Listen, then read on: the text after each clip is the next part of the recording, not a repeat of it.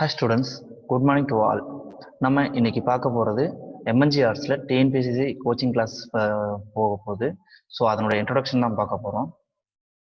TNPSC நம்ம ஏன் coaching class இதுன்றோம்? ஏன்னா இந்த ஒவ்வொரு ஸ்டூடெண்ட்ஸுக்குமே கவர்மெண்ட் ஜாப்ன்றது ஒரு ஒரு கனவாக இருக்குது, ட்ரீமாக இருக்குது. ஸோ அதை பற்றினதான் அதனால தான் நம்ம டிஎன்பிஎஸ்சி கோச்சிங் கிளாஸஸ் நம்ம காலேஜில் ஃப்ரீயாக எடுத்துகிட்டு இருக்கோம். ஸோ அதனுடைய ஸ்டார்டிங் இன்ட்ரொடக்ஷன் தான் இது. நம்ம டிஎன்பிஎஸ்சி கிளாஸ்க்கான இன்ட்ரொடக்ஷன் நம்ம பண்ணிடலாம். ஒவ்வொரு டிபார்ட்மெண்ட்லேருந்தும் காலேஜில் இருக்கிற ஒவ்வொரு டிபார்ட்மெண்ட் மூலியமாக ஒவ்வொரு ஸ்டாஃப் உங்களுக்கு டிஎன்பிஎஸ்சி கிளாஸ் எடுப்பாங்க, அவங்களோட டிபார்ட்மெண்ட் சம்மந்தப்பட்டது, மேஜர் சம்மந்தப்பட்டது. ஸோ அதே மாதிரி நம்ம இன்னைக்கு டிஎன்பிஎஸ்சி கிளாஸுக்கான ஒரு ஜென்ரல் இன்ட்ரடக்ஷனை பார்க்கலாம். So TNPSC Tamil Nadu public service commission ஒரு 70 விதமான, அதாவது 70 சர்வீஸ் கமிஷனுக்கான குரூப் எக்ஸாம்ஸ் நடத்திட்டு இருக்கு. அதில் நம்ம மெயினாக நம்ம தமிழ்நாட்டில் most of students and candidates and aspirants attend பண்ணக்கூடியது குரூப் 1, குரூப் 2, குரூப் 4 இந்த மாதிரி ஒரு சிலது தான். ஸோ அதுக்கு என்னென்ன குவாலிஃபிகேஷன், என்ன ஏஜ் லிமிட் வேணும், என்ன அதுக்கு எந்த மாதிரி ப்ரிப்பேர் பண்ணணும், எந்தெந்த புக்ஸ் படித்தா பெட்டராக இருக்குன்றதை நான் இந்த வீடியோ மூலிமா சொல்கிறேன் உங்களுக்கு. ஓகேங்களா? அடுத்ததான் இந்த வீடியோ மூலிமா சொல்கிறேன் உங்களுக்கு. டிஎன்பிஎஸ்சி ஃபர்ஸ்ட் குவாலிஃபிகேஷன் என்னன்னா 10th 12th degree, any degree. ஓகேங்களா?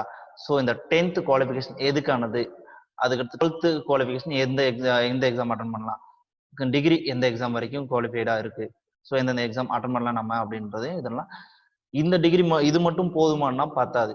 மோஸ்ட் ஆஃப் டைப் ரைட்டிங்கும் தெரிஞ்சிருக்கணும். ஒரு சில எக்ஸாம், ஒரு சில போஸ்ட்டுக்கு டைப் ரைட்டிங் இருந்து டைப் ரைட்டிங் ஸ்பெஷலாகவும் கேட்பாங்க. ஸோ அதனுடைய டைப் ரைட்டிங் இதை பற்றியும் கேட்பாங்க.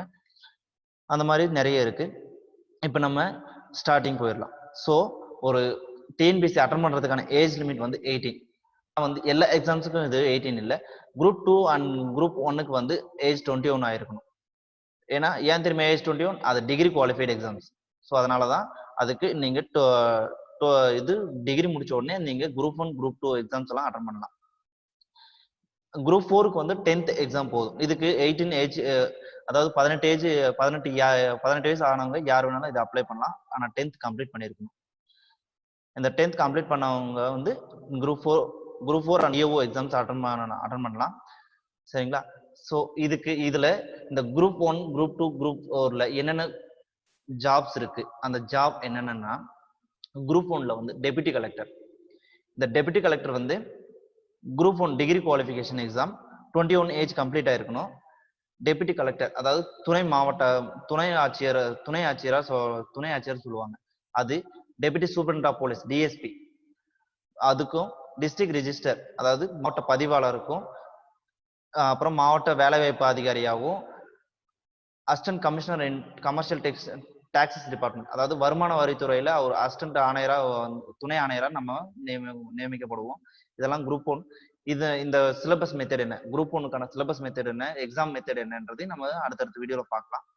நான் ஜஸ்ட் இதுல என்னென்ன ஜாப் இருக்கு, என்ன குவாலிஃபிகேஷன், அது மட்டும் தான் நான் சொல்ல போறேன். அடுத்து group 2 deputy commercial tax officer. முன்ன பார்த்தோம் இல்லைங்களா, கமர்ஷியல் டாக்ஸ் டிபார்ட்மெண்ட்ல. அதே மாதிரி அதுல ஒரு ஆஃபீஸரா கமர்ஷியல் டாக்ஸ் வருமான வரித்துறை இதுல அதிகாரியா போகலாம். அண்ட் சப் ரிஜிஸ்டர் துணை பதிவாளராகவும் போகலாம். And assistant inspector of labour, அதாவது வேலைவாய்ப்பு அல்லது தொழிலாளர்களுடைய இன்ஸ்பெக்டரா, ஆய்வாளரா தொழிலாளர் ஆய்வாளரா போகலாம், துணை ஆய்வாளரா போகலாம். அடுத்து ஜூனியர் எம்ப்ளாய்மெண்ட் ஆஃபீஸர், மேல பார்த்த மாதிரி தான் டிஸ்ட்ரிக்ட் எம்ப்ளாய்மெண்ட் ஆஃபீஸர். அதுக்கு அடுத்த கிரேட் தான் இது எல்லாமே, எல்லா ஜாப்ஸுமே. அண்ட் குரூப் 4 பில் கலெக்டர், அதாவது பதிவு சேகரிப்பாளர். ஓகேங்களா? பில் சேகரிப்பாளர்னு சொல்லலாம். அண்ட் டிராப்ட்மேன், வரைவாளர், ஃபீல்ட் சர்வேயர், அதாவது அளவியல் துறை. And typist and steno typist. இந்த நான் முன்னே சொன்னீங்களா டைப் ரைட்டிங் இந்த குரூப் 4க்கு வேணும் அது. And village administrative officer, VAO. So இந்த ஜாப்ஸ் தான். இந்த ஜாப்ஸுக்கு ஒரு ஜென்ரல் புக்ஸ் லிஸ்ட்டை நான் கொடுக்குறேன். அது மட்டும் இல்லாமல் இந்த ஜென்ரல் புக்ஸ் லிஸ்ட் இல்லாமல் நிறைய புக்ஸ் இருக்கு. நம்ம இது ஜென்ரலா தமிழ்நாடு கவர்மெண்டால விடக்கூடியது என்னன்றதையும் நம்ம இதை பார்க்கலாம். நீங்க எல்லா வித சயின்ஸ் 6th to 10th இருக்கக்கூடிய எல்லா சயின்ஸ் அண்ட் சோசியல் சயின்ஸ் சாப்டர்ஸையும் நீங்க படிக்கணும். அதுக்கடுத்தா quantitative aptitude by RS Agarwal. RS அகர்வாலுடைய புக் வந்து அவங்களுடைய ஆப்டிடியூட் புக், திறனாய்வு. அதாவது ஒரு எல்லா எக்ஸாம்ஸுமே இப்போ வந்து ஜென்ரலா காம்படிட்டிவ் எக்ஸாம்ஸ்ல இருக்கக்கூடிய எல்லாத்துலயுமே எல்லா கொஸ்டின்ஸ்லயுமே அதாவது என்ன வருதுன்னா ஆப்டிடியூட் கொஸ்டின்ஸ் டைப் வருது, அதாவது திறனாய்வு கொஸ்டின்ஸ் வருது உங்களுக்காக. ஸோ அந்த கொஸ்டின்ஸ் பார்க்கலாம். அது வந்து அது மெயினா உங்களுக்கு ஆர்எஸ் அகர்வாலோடைய புக் ரொம்பவும் யூஸ்ஃபுல்லா இருக்கும். அண்ட் மேத்ஸை பொறுத்த வரைக்கும் நீங்க 8th to 10th இருக்கிற மேத்ஸை நீங்க எடுத்து படிச்சீங்கனாலே இது நினைக்கலாம். இந்த திறனாய்வு புக் நீங்க ஆப்டிடியூட் புக் பாக்குறப்ப அது மேத்ஸ்னா வேற டிஃப்ரெண்ட். என்னன்னா ஆப்டிடியூட்னா உளவியல் சம்பந்தப்பட்ட கும்சா கேட்பாங்க. 8th to 10th இருக்கிற மேத்ஸ் புக்ஸ் நீங்க கவர் பண்ணீங்கனாலே கொஞ்சம் ஈஸியா இருக்கும். அண்ட் எக்கனாமிக், அதாவது எக்கனாமிக் சம்பந்தப்பட்ட சிலபஸ்க்கு 11th புக்கை நீங்க படிச்சீங்கன்னா போதும், நல்லா ஈஸியா இருக்கும். அப்படி இல்ல 11th புக்கு இல்லாம இன்னும் கொஞ்சம் இதா இருக்கு படிக்கணும், டீப்பா படிக்கணும்னா இந்தியன் எக்கனாமிக் கீ கான்செப்ட்ஸ் அப்படின்ற புக் சங்கர் கணேஷ் எழுதியிருக்காரு. நீங்க அவருடைய புக்கை எடுத்து படிக்கலாம். அது மட்டும் இல்லாம உங்களுக்கு நிறையவே என்சிஆர்டி புக்ஸ் நீங்க எடுத்து படிச்சீங்கன்னா அது இங்கிலீஷ். ஸோ நமக்கு இங்கிலீஷ் வேண்டியதுல டிஎன்பிஎஸ்சிக்கு. ஆனா சென்ட்ரல் எக்ஸாம்ஸுக்கு கண்டிப்பா இங்கிலீஷ் தேவை. சென்ட்ரலைஸ்டு எக்ஸாம்ஸ் எஸ்எஸ்சி, யூபிஎஸ்சி இந்த மாதிரி நிறைய எக்ஸாம்ஸ்க்கு அது தேவை. ஆர்ஆர்பிக்கு நீங்க ஆப்டிடியூட் புக் ரொம்ப முக்கியமா இருக்கும். ஆப்டிடியூட் புக்கா அது கணியன் புக், நீங்க கணியன் இந்த மாதிரி நிறைய பேர் புக்ஸ் பப்ளிஷ் பண்ணியிருக்காங்க. நிறைய அகாடமிஸ், சங்கர் ஐஎஸ் அகாடமிஸ் எல்லாம் நிறையவே பண்ணியிருக்காங்க. அவங்களுடைய புக்ஸ் நீங்க படிக்கலாம். அப்புறம் எக்கனாமிக்ஸ்க்கு வந்து நீங்க இந்த 11th எக்கனாமிக்ஸ் புக்கையும் இந்தியன் எக்கனாமி புக், அதாவது சங்கர் கணேஷோடைய புக்கையும் நீங்க படிக்கலாம். இந்தியன் பாலிடிக்ஸ் நீங்க படிக்கணும். லட்சுமிகாந்தோடைய புக்ஸ் இருக்கு. Or 12th 11th political science. நிறைய பக்கம் வந்து 12th 11th பொலிட்டிக்கல் சயின்ஸ் நம்ம தருமபுரி டிஸ்ட்ரிக்ட்ல அவ்வளவா இல்லை. ஸோ நீங்க நம்மளுடைய டிஎன்பிஎஸ்சி ஆன்லைன் எக்ஸாம், அதோட டிஎன்பிஎஸ்சியோட போர்ட்டல்ல, அபிஷியல் போர்ட்டல்ல வந்து உங்களுக்கு இந்த புக்ஸ் எல்லாம் கிடைக்கும். அவங்களே வந்து ஒரு பஞ்சா வந்து புக்ஸை வந்து மெர்ஜ் பண்ணி நமக்கு பிடிஎஃப் டவுன்லோட் பண்ணி லோட் பண்ணி வச்சிருக்காங்க, அப்லோட் பண்ணி வச்சிருக்காங்க. நம்ம அதை டவுன்லோட் பண்ணிக்கலாம். 11th 12th history books. History ரொம்ப முக்கியமான ஒண்ணு. ஸோ நீங்க அதையும் பார்த்துக்கணும். And geography, physics, chemistry, general science, அதாவது ஜென்ரல் சயின்ஸுக்காக இது ரொம்ப யூஸ்ஃபுல்லா இருக்கும். அடுத்ததா ஜிகே அண்ட் கரண்ட் அஃபேர்ஸ் வந்து ரொம்ப நீங்க பார்த்துக்க வேண்டிய ஒண்ணு. சரிங்களா? இது இல்லாம உங்களுக்கு இப்ப சிலபஸ், டிஎன்பிஎஸ்சி சிலபஸை பத்தி உங்களுக்கு சொல்லிடுறேன். டிஎன்பிஎஸ்சியில வந்து ஜென்ரலா நம்ம என்னென்ன படிக்கணும்? Gen science, current affairs and Indian geography and Indian history and culture,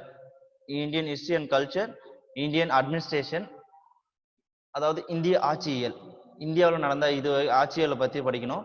அரசியலமைப்பு, இது எல்லாமே பொலிட்டிக்கல் சயின்ஸ் எல்லாமே இந்திய ஆட்சியல் தான் வரும். அடுத்ததா இந்தியன் எக்கனாமி.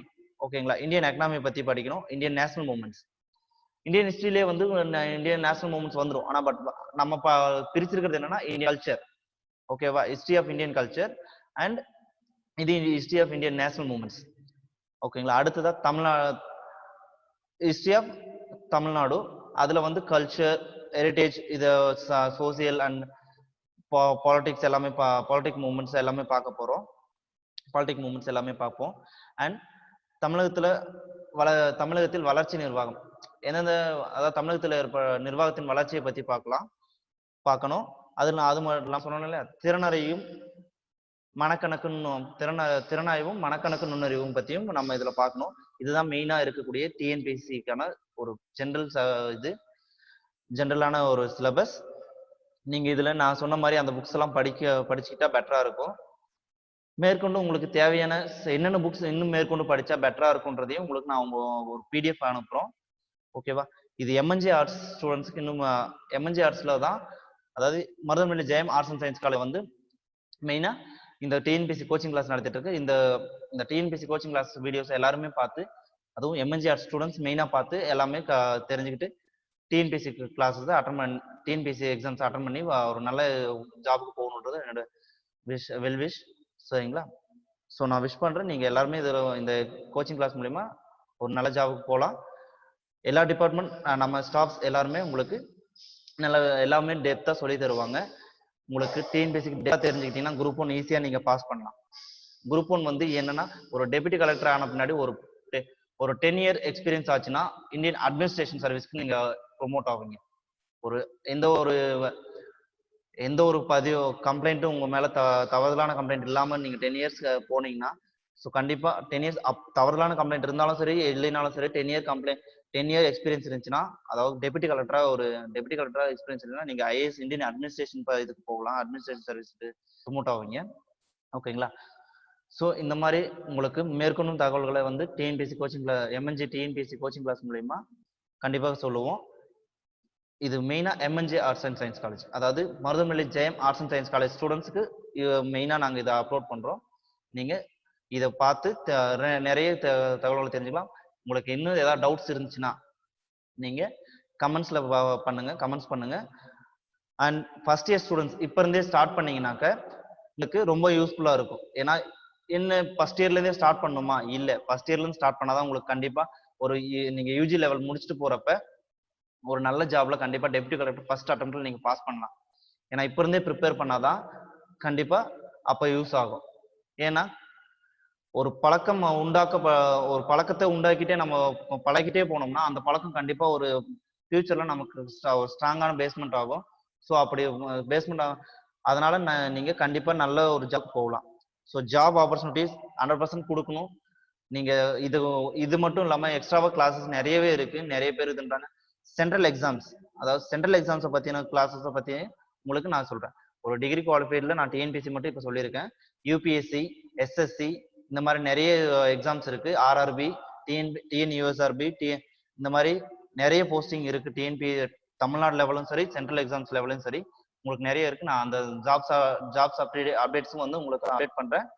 அண்ட் இந்த டிஎன்பிஎஸ்சி இதுக்கான அப்டேட்ஸும் உங்களுக்கு கிடைக்கும் உங்களுக்கு. ஓகேங்களா? அடுத்தடுத்த வீடியோஸ் உங்களுக்கு நாங்க பண்ணிட்டே இருப்போம். Thank you students. ஏதாவது உங்களுடைய வீடியோ இதை பத்தி தெரிஞ்சுன்னா ஃபுல்லா இந்த வீடியோ பாருங்க, உங்களுக்கு நல்லாவே தெரியும். Thank you to all.